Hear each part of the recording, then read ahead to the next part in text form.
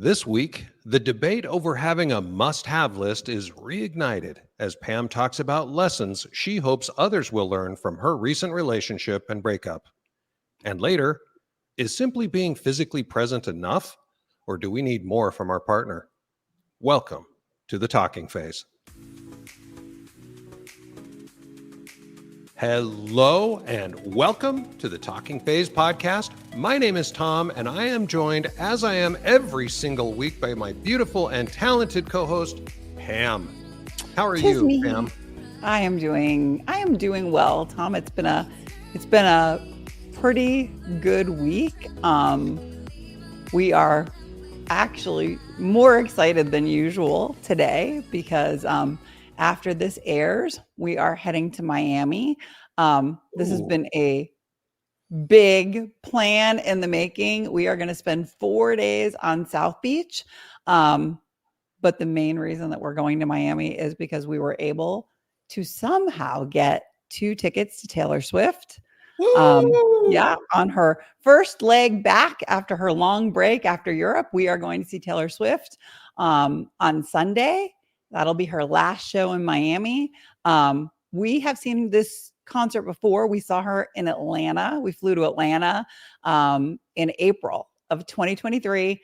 And at that time, we had floor seats. So we were like 7th row center. So she was like right there up in our faces. And there's this thing called Taylor Swift amnesia, where because you're videotaping and it's such a surreal experience, if you're a Swiftie, that you realize after the concert in the next day or two and weeks that you don't really remember it. You have all these pictures and all these videos, but somehow, I don't know whether it's the excitement, I don't know what it was, but you don't have a great memory of the show, just of the feeling of the show. So we've been kind of living in that ever since we saw it. And so now we are going to see it again in Miami. So we fly out later.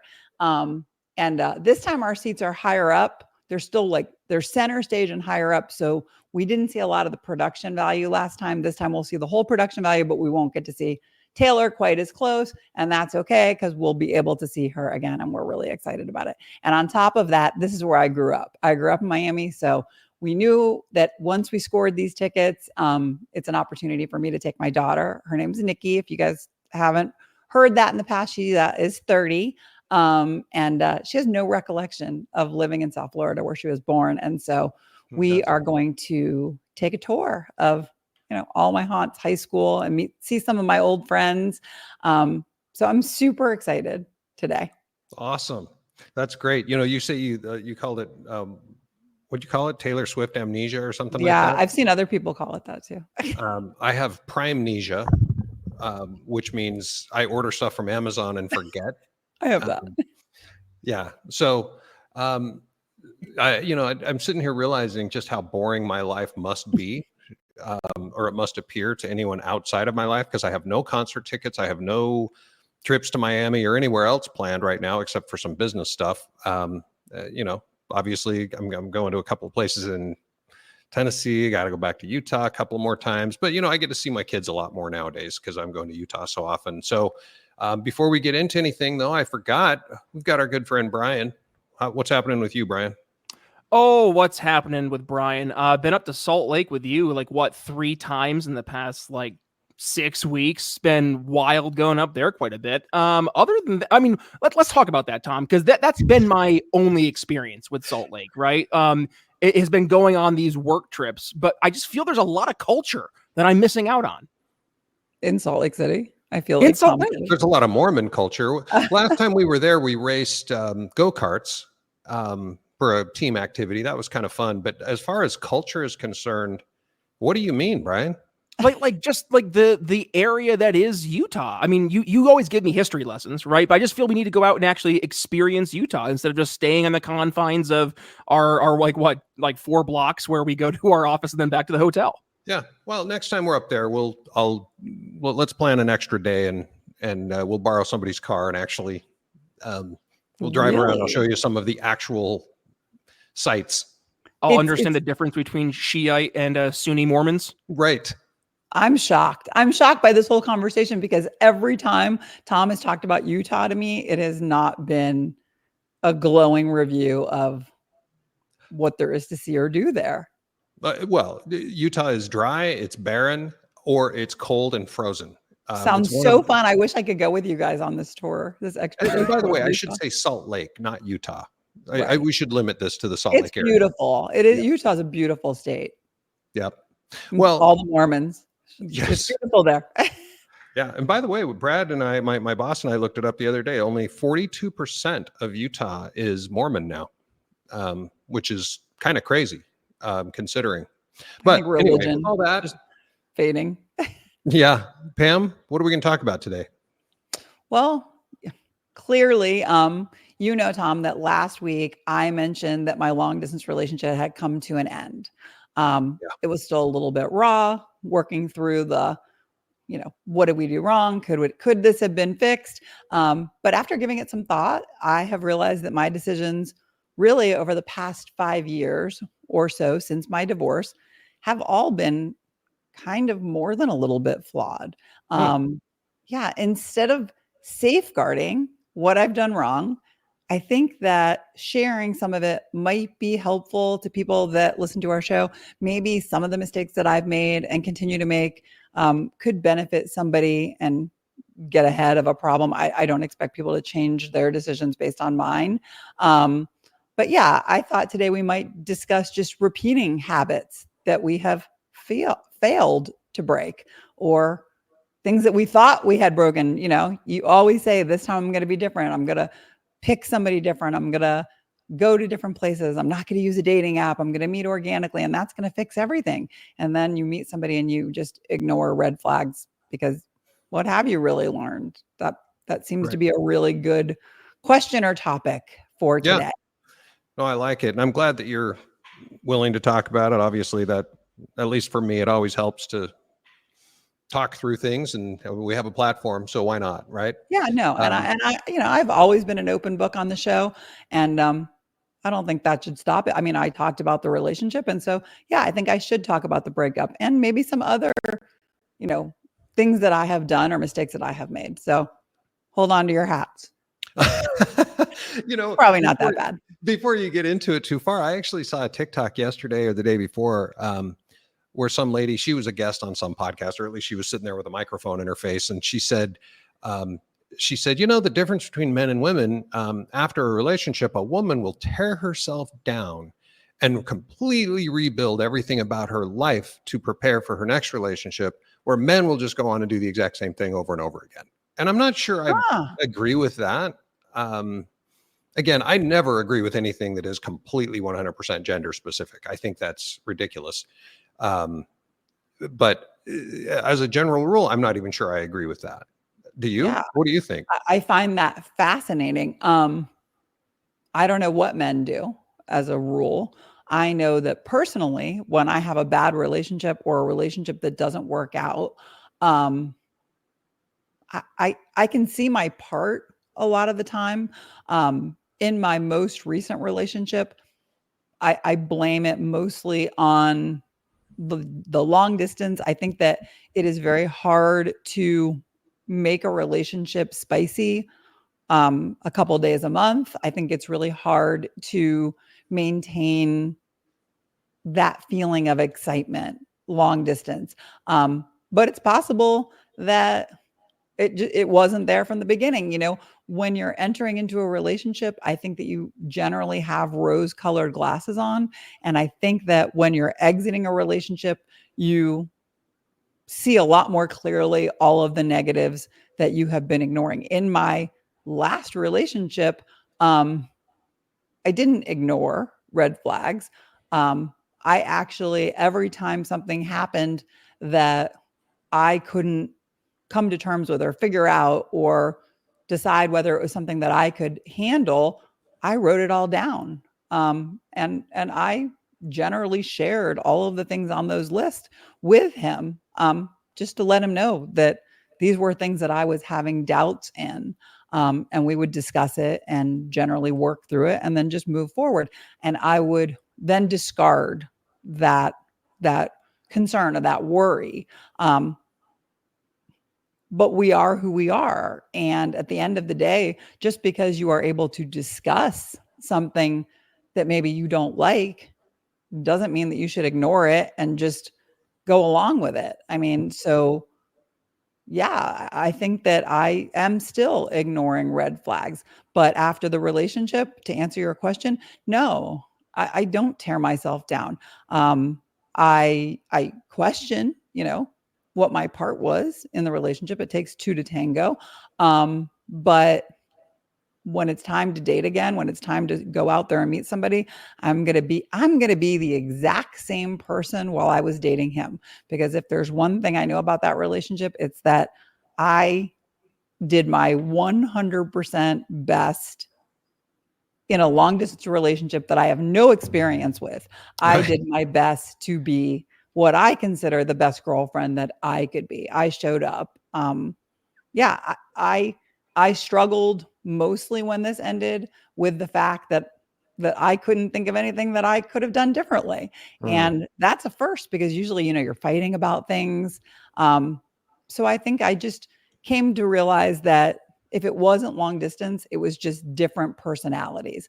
And in order for me to to break myself down for the next guy, I'd have to change my personality. And I can't do that. So whoever gets me next is going to get the exact same person that he got. And hopefully that person will really, really appreciate it.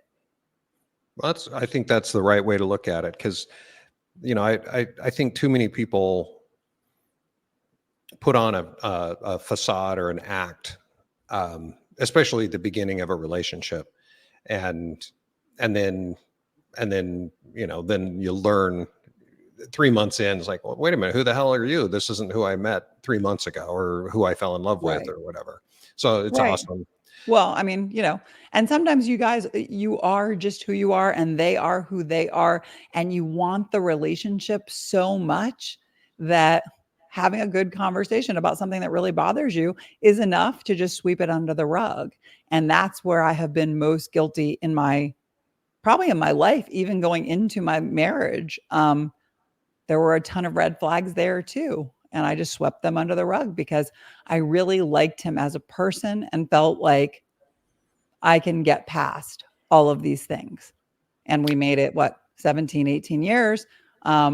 But those very things from the beginning are probably the same reasons why we got divorced in the end. And Interesting. in this relationship, those things that I swept under the rug or had conversations with are the reasons that when this relationship ended, I didn't cry because I knew that we were better off not in a relationship. And maybe someday we'll be friends. I mean, I hope so, because I think that we have more in common as friends than we did in a relationship. But that's literally just one of my relationship experiences where I have now reflected on and said, damn, I got older and I didn't get wiser. Like, isn't that what's supposed to happen? You get older and wiser. How am I just getting older and I'm not getting any wiser? Why am I making the same mistakes? That's interesting, because when we've talked about it on this show, where and I've made a couple of TikToks about it, that a few years ago I got dumped in a very spectacular way. Um, that it kind of blew me apart. I mean, it was as hurtful as my divorce had been, if not more so, because by the time my divorce came around, that was her second time cheating and all that kind of stuff. There had already been quite a bit of mourning. Well, in this particular case, there was no warning, there was no lead up to it. It just happened, and I was like, what the hell? And because again, just 24 hours earlier, we'd been talking about marriage and all sorts of stuff, and so it really did Hmm. come out of the blue for me. And I was talking to my therapist, and he said, why don't you write down a list? This is the homework he gave me. He said, write down a list of every single thing you have learned, positive and negative, from that relationship, from the beginning to the very end, to this moment. What are the things that you've learned? And it was cathartic, if nothing else. I mean, it really did. And at the moment, I was thinking pretty negatively, but there was a lot of positive in that relationship, up until the very, very end. But what's funny is you guys have all heard about the list that we've talked about ad nauseum. Yeah. that list of lessons that I learned later became the foundation for my list of deal breakers and must-haves. And so, you mentioned that you're not learning, but you've also said that, you've said you're writing off long distance relationships forever. So it sounds like you've at least learned one thing. So my question now is, do you have a list? Oh, And what's on it? my answer is the same as it was during that episode. No, I do not have a list. I do not believe in lists. I have things that I like or dislike. The only thing that was on my list when we had that episode was long distance relationships. That was like, I mean, there were other things like very fluid things. He has to be nice. He has to have a good sense of humor. I mean, we all have, we want to be with good people. That kind of goes without saying. So we all have, some idea of what we're looking for. I don't have a list, because if I put something on a list, even long distance relationship, and I meet somebody out organically and I have this mad chemistry with this human being, and he lives in another state or he lives a couple hours away. While we record this podcast, it occurs to me that I cannot say never. I cannot say I would never go into a long distance relationship again. I thought I checked all my long distance relationship boxes. Like, I knew that he was willing to relocate. I knew that we had the same time frame for relocating. I was listening to you tell your story just now about that relationship and how you were, shocked by what happened. I think that I probably would have stayed in this relationship longer, even though things weren't perfect, even though there were red flags and conversations that left me feeling a little icky. Yeah, I think I would have stayed in it anyway. But unfortunately, I hate to admit that I would have stayed in it, not because we would have been a great couple, and maybe we would have been. I'll never know.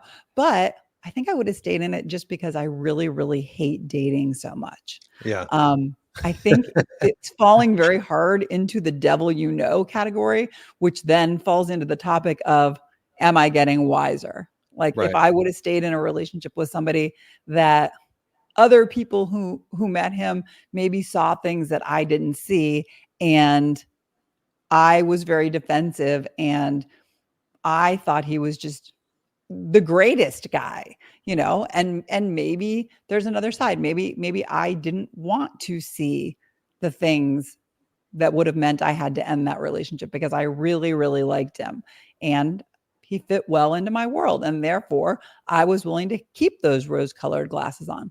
And would it have been a successful relationship? I think for me to know that, we would have had to live in the same city. So I'm not taking long distance relationships completely off my list, but I'm not adding it to my list, but I definitely think that I would prefer to meet somebody locally and spend a lot more time with them quicker, so that you can tell whether it's a good fit. Because yeah, you don't want to invest 6 months to a year in somebody and then find out that it's just not going to work out. And so that's really only one situation. I mean, I wish I could say that dating long distance after saying I wouldn't was, the only time I broke a cardinal rule. I mean, I have dated men that are much younger than me, and How much younger? that's not almost 20 years. Oh, wow. And yeah, I mean, that's not good. That's like dating Brian. Well, he's older than Brian, at least. But yeah, I mean, I didn't let it get too serious. I did cut it off before that happened, but I was open to it for a minute. Why? I knew better. I've even dated people who were friends, that were good friends, that I knew that, I knew a lot about them. I knew that there wasn't a huge amount of romantic interest, but you know what? They were great people. And so I was willing to date and to find out whether it could be more. I just find that at 57, I am still fluid. I am still making the same mistakes. in the hopes that somebody I choose to date that chooses me won't be a mistake, that they'll be my person moving forward. That's interesting. And you know what? Hats off to you for sticking to your guns. And it goes back to what you and I have talked about on this show a dozen times or more, which is, what is it? Donnie and Marie used to sing, "I'm a little bit country and you're a little bit rock and roll," or whatever it is. And Right. I'm black and white and you're just gray. Yeah. And, I do believe that opposites attract, but I don't think that they should date.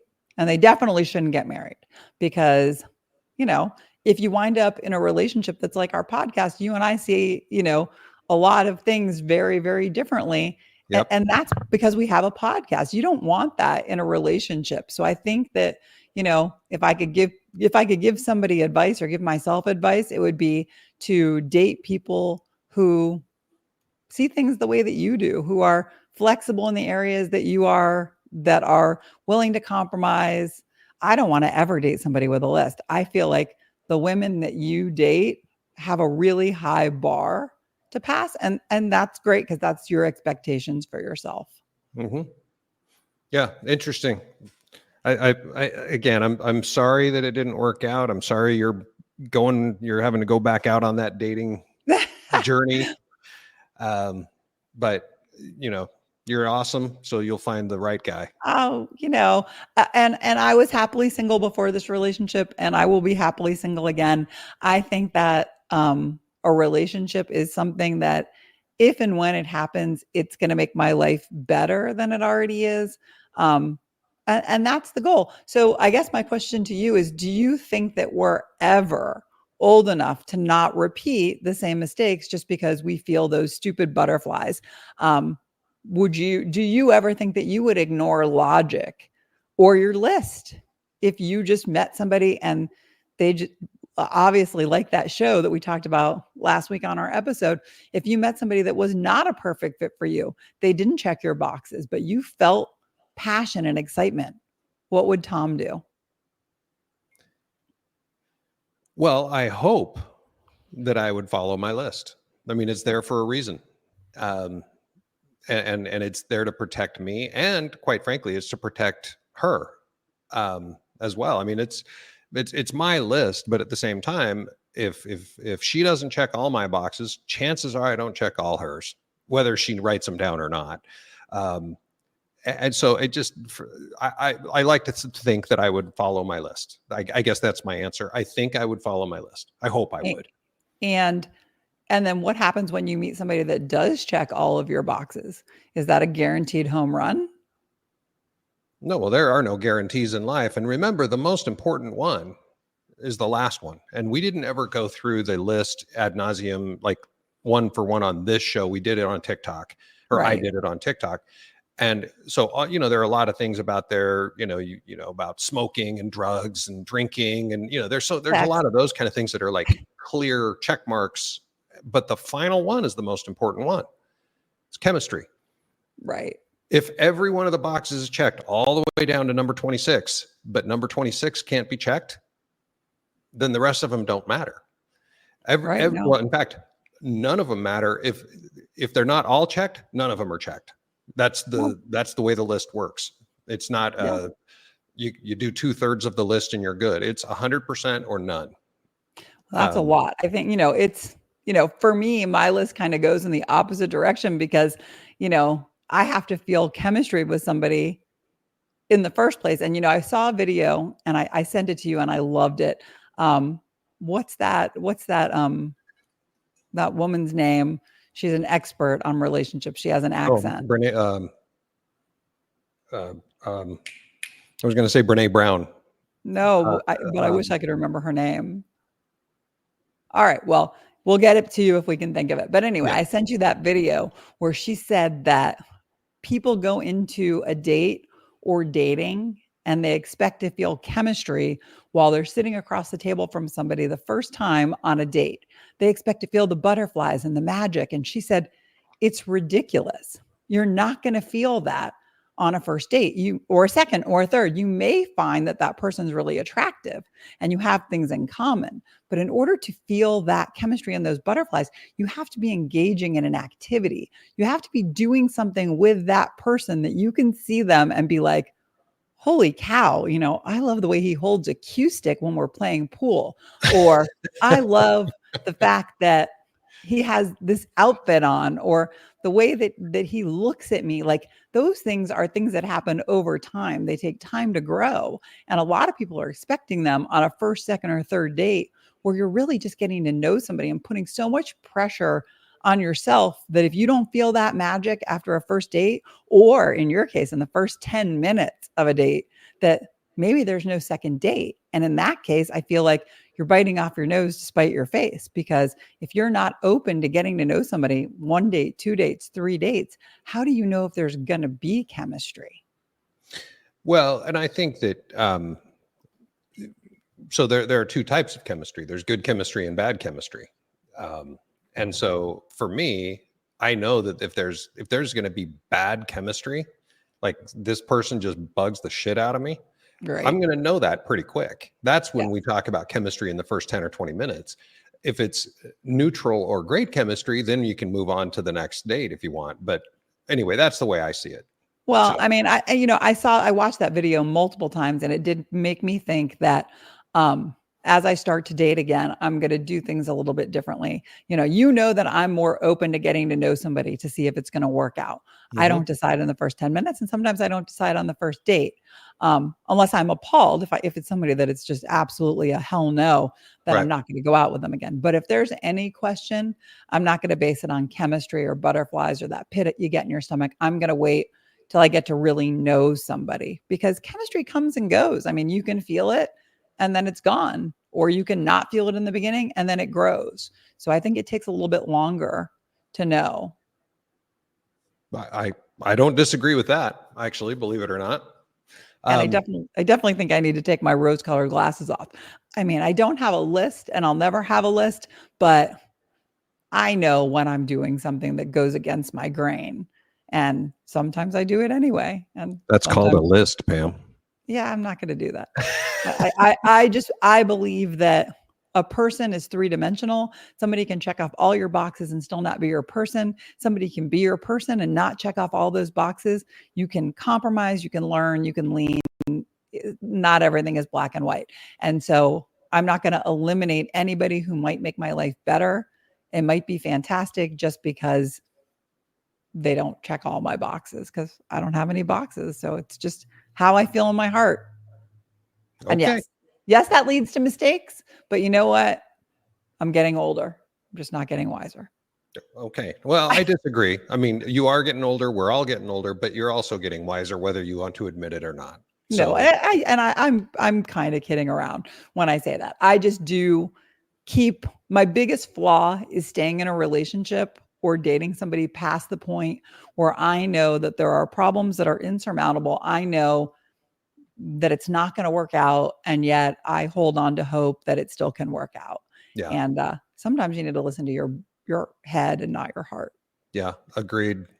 Well, I'll tell you what, I think that, again, thanks for sharing your situation. I know it's not easy, but hopefully someone out there heard it and thought, you know what, Pam's right. She's awesome. So She really is dumb, they're going to be saying. She's right. She really is not getting wiser. She fucked up again. No. Anyway, I'm sure that as we go on, I will talk more about my past experiences and my present experiences. And, if one person can learn from my mistakes, even if it's not me, then I have benefited somebody. There you go. Perfect. So before we go on to our next segment, take a minute, everybody, if you can, just pause the podcast right now. Just take 2 seconds, rate and review us on whatever app you're hearing us on, or whatever YouTube or whatever. If you're watching this, take a second, write a couple of words in the review section as well. Don't just give us 5 stars. Please give us 5 stars. But also, it really helps if you actually write a couple of words. So, hey, how do you learn from past relationships? Throw that in there. That would be very helpful. So with that, I think it's time to move on to our next segment. You've got mail. Our next segment has arrived. All right, here we go. Dear Tom and Pam, my husband, my childhood sweetheart, is my soulmate. If there is Oh, anything. Oh, I love the word soulmate. You don't like that? no, I was like, oh. Oh, okay, good. It was a good oh. Within about 2 years, I realized that my husband never says I love you unless Mhm. it's in response to my having said it first, and sometimes not even then. He has never been very touchy or warm, so if we're not having sex or I'm not offering to rub his back, nothing intimate happens except excellent conversation from time to time, which I am not willing to give up. In Hmm. the end, good conversation will be one of the last connections we'll have to one another. These conversations from time to time about how I wish that he would romance me once in a while, give me a compliment, a kiss on the cheek, unprompted, a pat on the ass, make him feel bad about himself. He has told me this. He says a part of our issues are due to my making him feel bad about himself so often. I Oh. say, I wish you'd tell me you love me. He says, I wish that you knew that I did. He doesn't want to say it to reassure me. He thinks I should know. I ask how I should know, and he looks so hurt and says, because I am here. Is he right that I should be satisfied that he loves me because he continues to stay in our relationship? That this should be sufficient proof. Thanks for your help. Are actions louder than words? Holy cow. Wow. Holy cow. Well, if that's not heartbreaking, I'm not sure Oh, what is. I, uh, wow. I just feel so bad. I mean, the love language thing. This is our second week in a row where it's about love language, really, because this reminds me about 25 years ago, I was at church. That's when I used to go to church. And we were in this men's group, and the lesson that was being taught was on how to be a good husband. And this guy said, hey, guys, they called him brethren, but hey, brethren, um, when was the last time you told your wife that you loved her? Now, as a words of affirmation person, I say it all the time. I tell my partner I love her. Um, if I love her, of course. Anyway, but some old guy, I mean, he had to be 75 or 80 years old in the group. He raises his hand. He goes, on my wedding day, I told my wife that I love her and I'd let her know if that ever changed. And he thought that was the funniest thing. And again, it's a joke and everything, but I just thought, but he's probably partially serious. And it sounds like this dude here, what did she sign it? Our actions louder than words. Yeah. Her husband, he's kind of that same way. It's like, why should I have to tell you? I told you once or whenever. And he says, I wish you knew I did love her. No, he doesn't. Well, don't say you mean he doesn't love her. No. He says, I wish you knew I did. He doesn't wish Right. she knew because all she's asking is for him to say it. Why is that hard? No, I see your point 100%. I at first immediately felt like this is a total him problem. She shouldn't have to wish to hear this, blah, blah, blah, blah, blah. And then I kind of really sat with it for a while. And I thought about the fact that something must have happened to this man to make it so hard for him to verbalize the words, I love you. I mean, from everything that she wrote, I felt like he loved her. I really felt it. I felt like he really wanted her to know just because they have a great relationship, just because of his actions. Something happened in his youth or something happened to really make it impossible for him to say those three words. And that makes me more sad than anything, because for me, telling somebody that I love them has always been so easy. If I love somebody, I tell them I love them all the time. And I would struggle like she does without hearing I love you. Clearly they've had many discussions about this. It's a long-term relationship. So yeah, I think it's hard. It's hard, but I do question any advice that would be along the lines of, well, you should end a marriage that is amazing because you're not getting the words of affirmation that you need, because I don't know, sometimes that is sacrifice. And we talked about sacrifice in our last episode. Sometimes the sacrifice, unfortunately, is having to go without something that you really want because everything else is what you really want. You know, I agree and I disagree, and I'll tell you why. Because I could completely feel this lady's pain because from everything we know, again, I know we can sit here and invent all sorts of childhood trauma that he may have had and stuff like that, but we don't know. So from what we do know, he's not on the surface making effort to speak her love language. Again, we don't know all this stuff, but from what we know, it appears that he's not making any effort to speak her love language. And obviously she's a words of affirmation person, that she needs those words to feel loved. To know that that he loves her, he needs to tell her. And I don't know what his love language is. You know, she didn't give us any information whatsoever about his love language. And I will tell you, the reason I feel this so deeply is because my ex-wife Trinity, she fits the exact same description of this guy. What did she say? He's not very touchy-feely. I can't remember how she said it. Let me go back up really quick and see what she said. He has never been touchy or warm. Okay. Right. So that totally describes my ex-wife. She's not touchy or warm. Right. I'm not going to say she's cold-hearted or anything. She's just not a touchy-feely, warm person.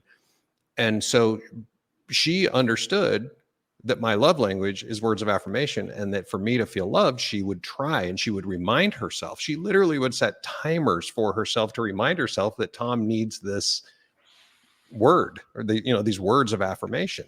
And I always appreciated that. But the thing is as our marriage came to an end for those last couple of years, I started to notice that instead of her saying, I love you, I heard a lot of ditto, meaning I would tell her that I love her and she would just say ditto. Oh, that had to be really hard. Well, at first it was like, oh, at least she's saying ditto. Oh, ew. Right. But when she when she's saying, I wish you'd tell me you love me, that's exactly what when I would tell her that I loved her, that was me saying, I really wish you would tell me that you love me. Oh, that's really hard. Yeah. So when I read this email, I just sat there going, oh, this poor woman, because I lived through this. And so I'm going to cut to the chase on my side of it. And I think you'll have a lot more thinking or thoughts about this, but I believe this is the first email we've received that my first inclination is not to say, oh, just have a conversation. Mm-hmm. These people need some serious counseling.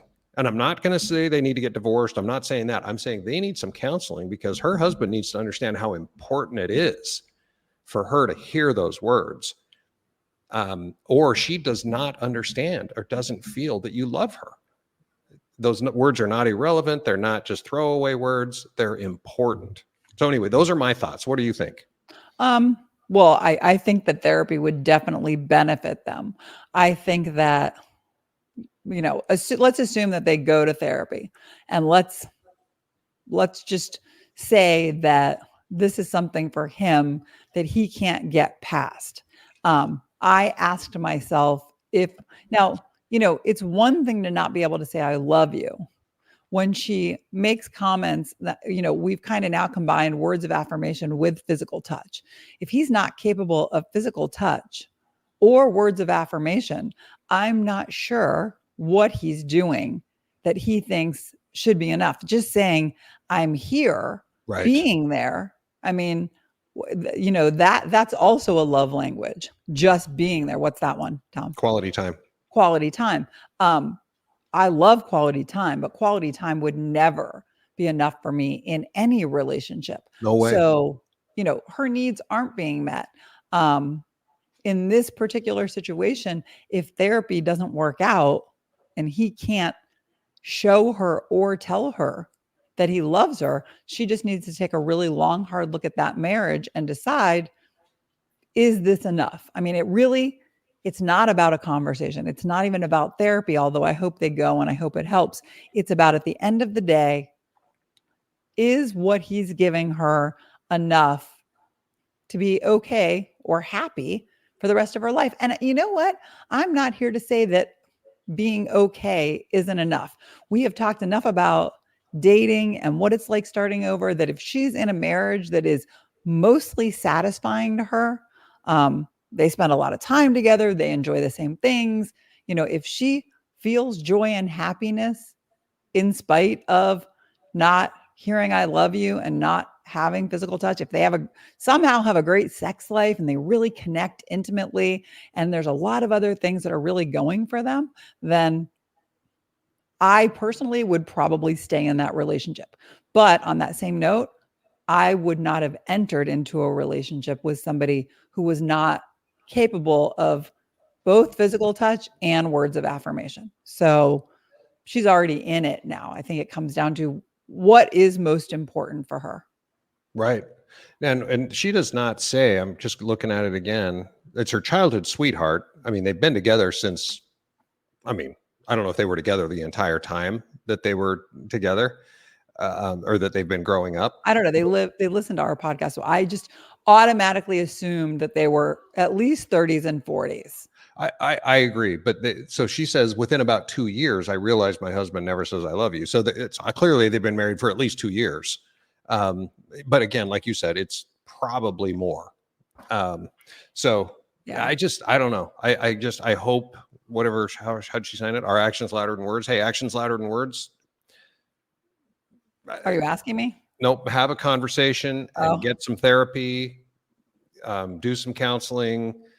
And like you just said, Pam, she's got to weigh it all out there. If for whatever reason, his brain simply cannot say the words, I love you, to his wife, I don't understand how that could even be a thing. But if somehow he's been, programmed that he can't say those words. I was a little curious how it took 2 years. Like, did he start out with physical touch and saying, I love you, and now he stopped? Right. That's a whole different scenario. Then there's a much bigger problem. If he's never done it and she married him anyway, something was right enough, or she was like me and she had rose-colored glasses on and just thought this is going to work itself out. At the end of the day, I think it comes down to, would you divorce someone who you had a wonderful marriage with for not saying I love you or not being able to pat you on the butt? I don't know. I don't think I'd be happy for the rest of my life without those things, but I can certainly not answer for her. Right. Yep, exactly. That's why I say, get some counseling, get some therapy. And if not, have a conversation. And at the end of all of that, figure out what you can live with and what you can't live with, and go from there. Absolutely. I agree. And let us know. Let us know what you decide. You knew we were reading your email today. Please let us know what you decide. I feel a little invested in this. I would like to know, whether it somehow resolved, although it sounds like a tough one. Yeah, I feel you, sister. So with that said, thank you so much for your emails. We love them. I love reading them, even when they're a little bit sad. Hopefully we can help. Clearly, Tom and I don't have a lot of experience with this situation or with every situation, but we sure have a lot of experience with most situations at our age. So send them on in, talkingphase@gmail.com. We love hearing from you. I promise to read all of the emails and let you know if or when we're going to read it on the show. Outstanding. Pam, as we come to a close here, I'm going to say one more time to everybody out there, thank you for listening. Thank you for being part of the Talking Phase family that grows every single week. It's very exciting to see the growth numbers. It's always fun. So please, the way that you can help us grow this family a little bit even bigger is to rate us. If you haven't done so already, please give us 5 stars on whatever app you're using to listen to us. Give us a quick review too. Not just a 5-star. We do want the 5 stars, but if you can write a few words, it always actually moves us up the ladder even higher. Just answer the question. Should your husband or wife actually try to learn your love language? How important are love languages? And should you just be okay understanding that they love you because they haven't divorced you yet? Oh, goodness gracious. I know. Bare minimum. Give us Yeah, the bare minimum. that's That, the I bare think that's how we minimum. started But is this that podcast. enough? Just Is give me that the enough? bare minimum. I'll put on my rose-colored glasses. We'll have a There good you time. go. But be sure to share this podcast with your friends and your family if you think they'd enjoy it. We drop a new episode every single Friday morning. Be sure to follow us on TikTok, Facebook, and Instagram. Pam does an amazing job keeping those updated. And until next Friday, this is Pam and Tom signing off. Yay. Have a great day, week. I'm off to see Taylor Swift. Have a great night. Here.